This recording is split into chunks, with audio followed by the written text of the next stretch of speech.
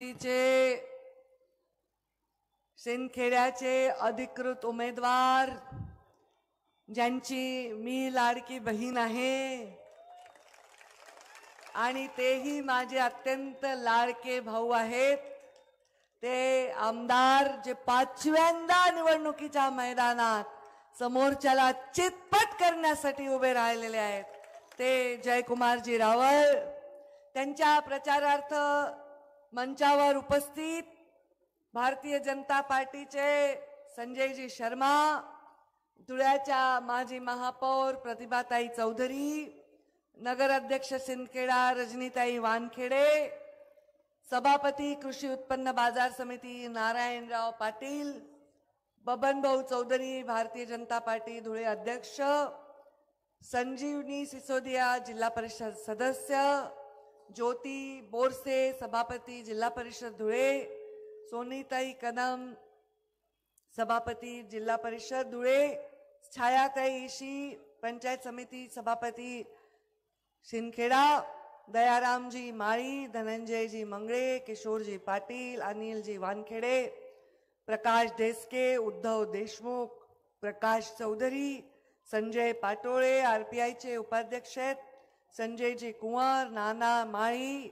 युवराज नाना माळी, रमेश खैरनार आणि मंचावर उपस्थित सर्व इतर मान्यवर, समोर उपस्थित असलेले सर्व टोपी वगैरे घातलेले सर्व वडीलधारी मंडळी, शेतकरी बांधव, अत्यंत उत्साही असलेले पण खूप संयमी असलेले माझे युवा बांधव.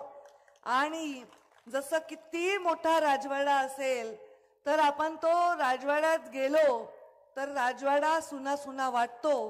कशामुळे? जर तुळशी वृंदावन दारात नसेल तर त्या राजवाड्याला शोभा येत नाही.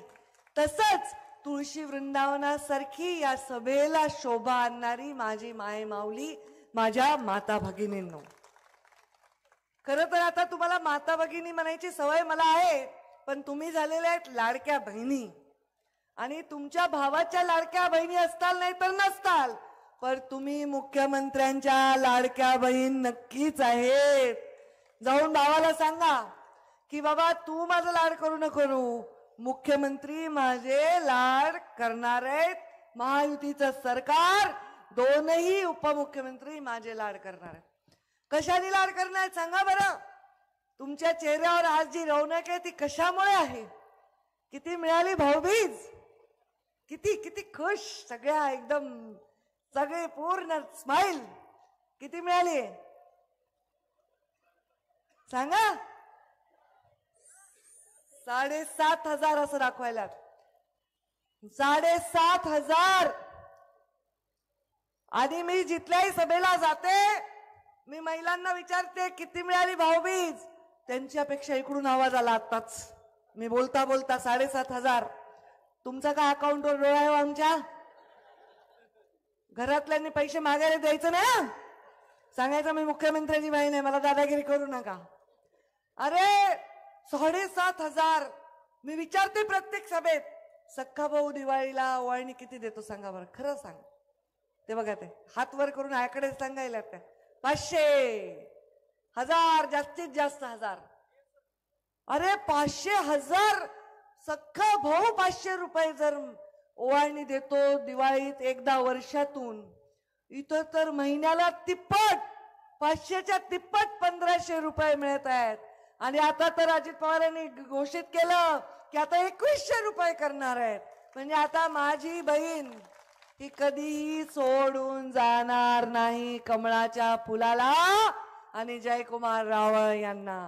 का? कारण त्यांनी केले, तुमचे फॉर्म भरलेत, तुमच्यासाठी मरमर केली आहे, योजना त्यांच्या सरकारने आणली आहे, म्हणून तुम्ही त्यांना सोडणार का? कधी नाही ना, बिलकुल नाही. कारण महिला अशीच असते, एकदा तिने जर नातं ठेवलं तर 7 जन्म सोडत नाही. बरोबर आहे की नाही? कधीच सोडत नाही. अरे कुणाचं उदार ठेवत नाही.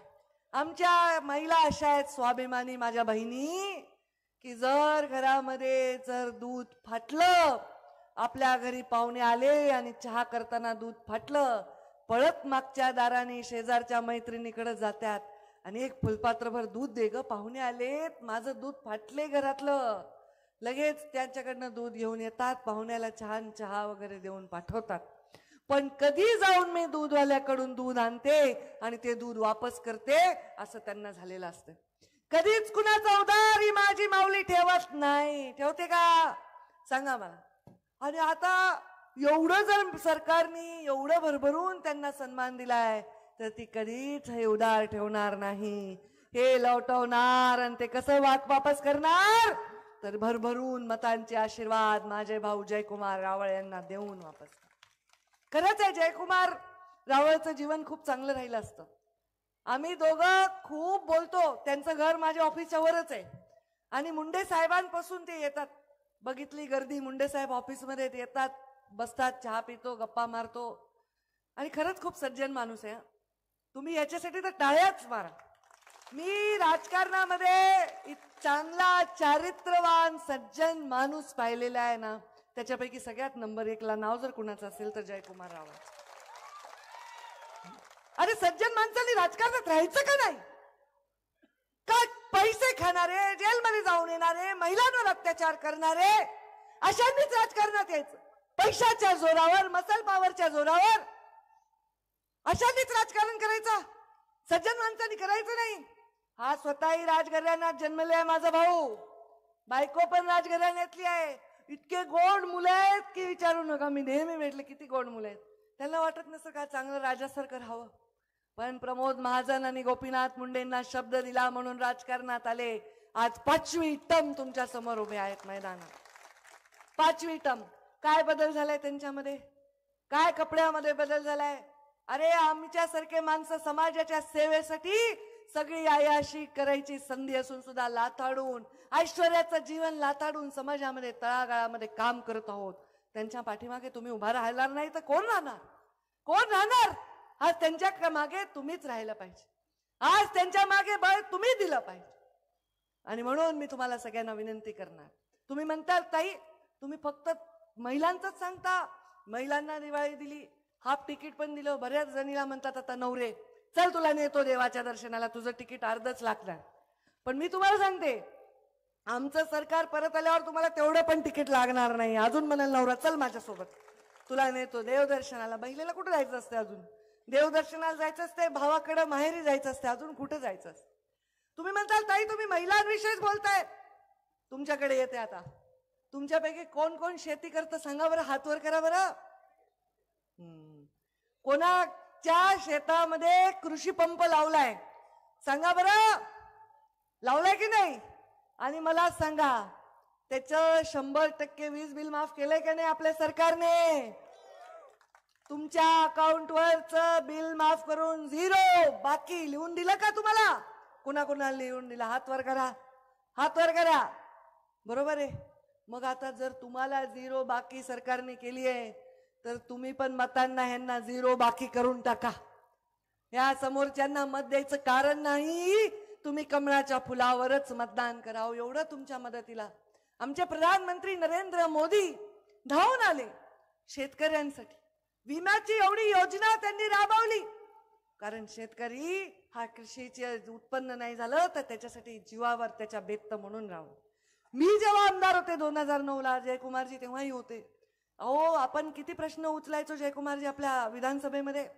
खताच्या राईंमध्ये गोळीबार झाला होता आमच्या जिल्ह्यात. गोळीबार, खताचे ब्लॅक मार्केटिंग एवढं व्हायचं की शेतकऱ्यांना आत्महत्या करायला फक्त पीक नाही आलं एवढं कारण नव्हतं. तेव्हा बियाणं मिळायचं नाही, खत मिळायचं नाही, एवढा त्रास होता.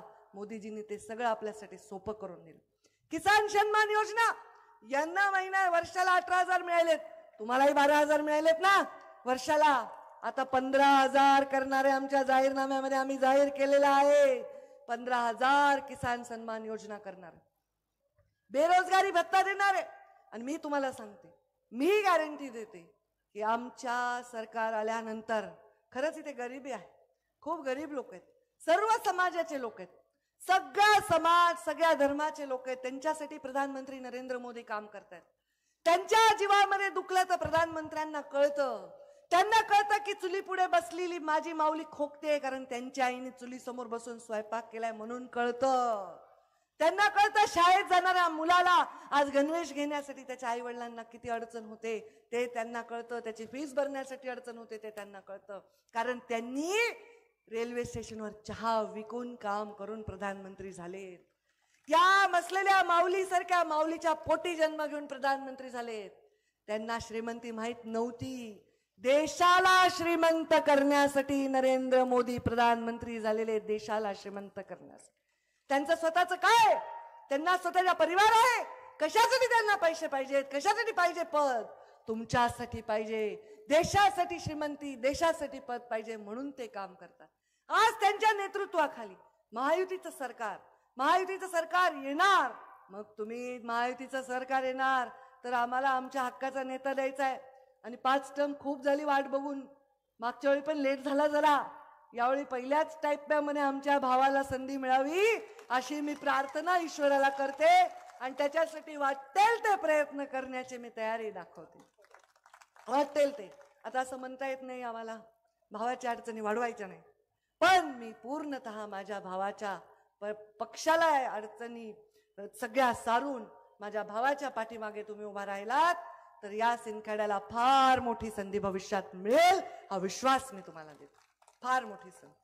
खूप काम केलं आम्ही. ग्रामीण विकास मंत्री असताना मी बघितले जयकुमार रावळ इतकी तळमळ करायचे 25-15 गावागावात निधी देण्यासाठी, मुख्यमंत्री ग्राम सडक योजनेसाठी, ग्रामपंचायत कार्यालयासाठी, पंचायत समितीच्या कार्यालयासाठी, तहसीलच्या कार्यालयासाठी. सगळ्या कामं जर त्यांनी केलेत आणि बाहेरचे येतात, इम्पोर्टर येतात, 2 महिन्यासाठी इथं घर करतात आणि मतं मागतात. आणि त्यांचं काय, अहो करप्शन मध्ये बाहेर गेलेले हे, करप्शनचे चार्जेस ज्यांच्यावर आहेत त्यांच्या पैसा खाऊन पैशाच्या जीवावर राजकारण करण्याच्या मागे मला वाटत नाही या सिंदखेड्याची बहादर जनता कधीच राहील. त्यामुळे आपण शेतकऱ्यांचं भलं करणार, महिलांसाठी विचार करणार, युवकांच्या भविष्याची योजना आखणार, प्रधानमंत्री नरेंद्र मोदीच्या नेतृत्वाखाली येणाऱ्या महायुती सरकारमध्ये सहभागी होणार आहोत. आपण 5 टर्म म्हणजे त्याच्यातले तर 3 टर्म आमचं सरकारही नव्हतं. आमचं सरकार नाही आलं तरी तुम्ही जयकुमार भाऊंच्या मागे राहिलात. पण आता तर सरकार येणारच आहे, 100% येणार आहे बघा. कारण लोक म्हणत होते मोदी नाही होणार प्रधानमंत्री, पण झाले ना, मोदींनी हॅट्रिक केली ना. तसंच आता महायुतीचं पण सरकार परत येणार आहे. आणि या महायुतीच्या सरकारच्या येण्यानंतर मी स्वतः लक्ष घालून या भागात एक असा उद्योग आणण्यासाठी प्रयत्न करेन, या भागाच्या लोकांना रोजगार मिळावा. जयकुमार रावळींनी त्याचा प्लॅन करावा. त्याच्यासाठी आपण स्वतः रात्रंदिवस प्रयत्न करू आणि या टर्म मध्ये या भागामध्ये किमान 10,000 युवकांना रोजगार मिळेल असा उद्योग आपण इथे आणू आणि या लोकांचं भलं करू. शेवटी राजकारणात काय करायचंय, पैसा नाव कमवायचंय ठीक आहे, पण पुण्य पण कमवायला पाहिजे. मी कुणाची लेक आहे, कुणाची आहे, कुणाची लेक आहे, मी कोण आहे.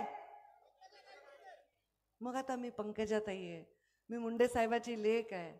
मला वाटतं माझ्या जीवनात जर माझा बॅलेन्स बघितला, बँक बॅलेन्स बघितला, माझा उद्योग बघितला, माझं राजकीय नाव प्रतिष्ठा बघितली, तर सगळ्यात जास्त मी कशाच्या जीवावर माझ्या पायावर उभी आहे, ते पुण्याच्या जीवावर माझ्या बापांनी जे मला दिले. कारण नुसता पैसा कमवून, नुसती मसल पावर करून, नुसतं आयटीत पद भोगून नाही होत. पुण्य सुद्धा लागतं. कुठल्याही मंचावर नसताना सुद्धा जिवंत राहायचं असेल तर मग आपल्या पाठीशी पुण्य लागतं, जनतेचे आशीर्वाद लागतात. कधी कुणाला मनातून शत्रू मानायचं, कधी कुणाचा द्वेष करायचं नाही, कधी कुणाचं वाईट करायचं नाही. करायचं ते चांगलंच करायचंय. आणि असेच विचार जयकुमार रावळचे आहेत हे मी 100% तुम्हाला गॅरंटी देते. तुम्हाला माझ्यापेक्षा जास्त माहिती. चांगल्या माणसाच्या पाठीमागे आपण आपलं बळ उभं केलं पाहिजे असं मला वाटतं. आणि मी स्वतः जयकुमारजींबरोबर राहून या भागाच्या विकासाला गती देण्यासाठी योगदान देईन हे मी तुम्हाला आश्वासन या निमित्ताने देते. तुमच्या इथे काय काय केलंय आता मी काही वाचायची गरज नाही. जयकुमारजी त्यांनाही माहिती, तुमच्या त्या ह्या पुस्तकात सगळं लिहिलेलं आहे. किती छान त्यांनी आपला आमदार कामगिरी दमदार असं छान इतकं त्यांनी सगळं दिलंय. मी काय सांगायची गरज नाही. येणाऱ्या 20 तारखेला तुम्ही माझ्या भावाला मोठ्या मताधिक्याने, मी जेव्हा 2009ला आमदार झाले ना तेव्हा मी 36 आमदारांनी मताधिक्याने आमदार झाले होते. 90,000 झाले का पहिलं? नाही जास्त झालते. 2009ला किती झालते? भाजपमध्ये सगळ्यात जास्त मतांनी तेव्हा ते निवडून आले म्हणून बाबांनी मीटिंग मध्ये स्वागत केलं होतं. जास्त झाले तुम्ही. मग 2009-14 माझ्यापेक्षा दुप्पट मतांनी ते निवडून आले आणि त्यामुळे आता सुद्धा मी तर मोकळीच आहे आता. 1 नंबरला मला आठवतं की बाबांनी त्यांचा सत्कार केला. आणि आता तर तुमच्या मशीनला गेलं, जास्त डोकं लावायचं नाही. नंबर 1 पहिलीच मशीन, दुसरी मशीनकडं बघायचं नाही. पहिल्या मशीन आहे तर नंबर 1चं बटन दुसरीकडे दाव नाही. पहिल्या मशीन मधलं नंबर अरे एवढा नंबर 1 और उम्मीदवार बहुत नेक.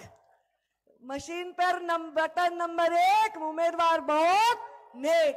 विजय निश्चित करा असं तुम्हाला आव्हान करते. आणि मला विजयी समयला बोलवणार ना जयकुमारजी? मला विजयी समयला यायची संधी द्या असं या निमित्ताने आपल्याला विनंती करते आणि माझ्या वाणीला विराम देते. धन्यवाद. जय हिंद, जय महाराष्ट्र.